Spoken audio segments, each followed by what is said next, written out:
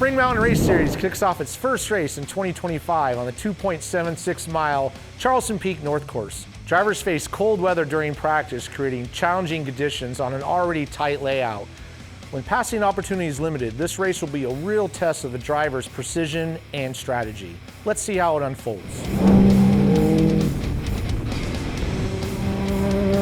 The SportCar Series, presented by Safe Life Defense, delivered another incredible weekend of racing with 17 cars on the grid. Despite slippery and windy conditions, our drivers showcased incredible skill, finishing the weekend without a single incident.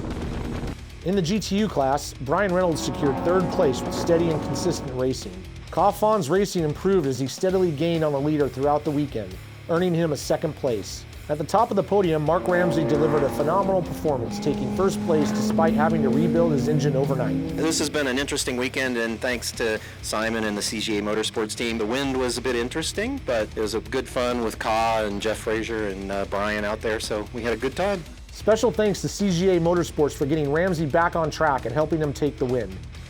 An honorable mention goes to the new member, Jeff Frazier, who finished fourth and is a promising contender for future podium finishes.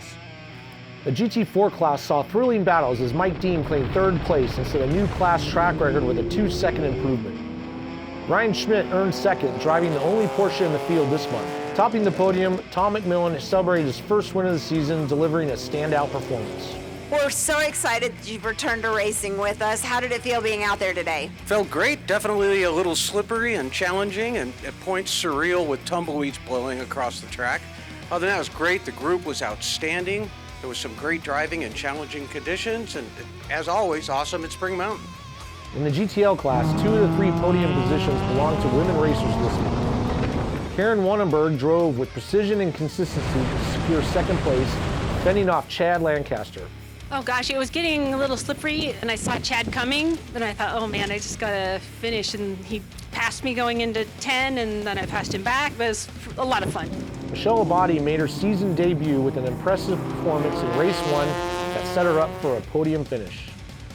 However, a mechanical issue in race 2 dropped her to the back of the pack, preventing a higher overall placement. She finished third, and we're eager to see her performance in upcoming races.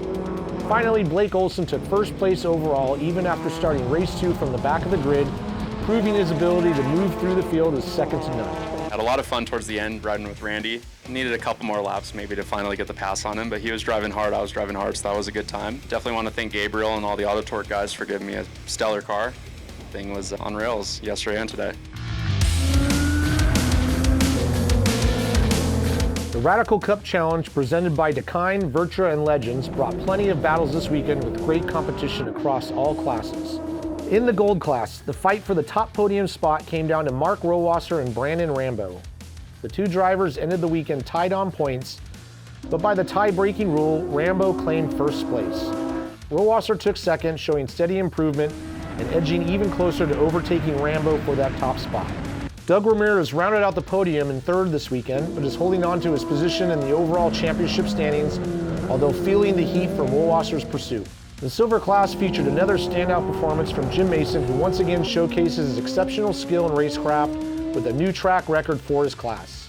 Race 1 started with a father and son battle between Jim and Sean Mason, but Jim powered through the pack to establish a consistent 2-second lead over his class competitors, securing first place. Let's talk about your win today. Tell us what your strategy was, all that good stuff. Deep coaching by JJ said drive faster, and I did. The one thing, though, that I wanted to say is there are guys and women that come in from all around the country every year here, and that's what makes it fun. The racing is just a bonus. Chris Soliotis returned to the grid and delivered a strong race to claim second, fending off Brian Reynolds, the series Ironman, who settled for third place. Despite Reynolds maintaining his lead in the overall points, Mason is steadily closing the gap and keeping the championship battle alive. In the rookie class, Jason Horowitz was unstoppable, finding his rhythm and taking home first place, establishing a commanding lead in the championship standings.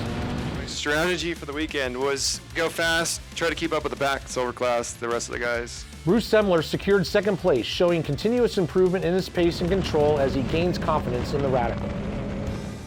With the first half of the Spring Mountain Race Series officially completed, the stage is set for an exciting second half. We expect to see drivers charging hard for those championship points with more intense battles, and we can't wait to see who rises to the challenge.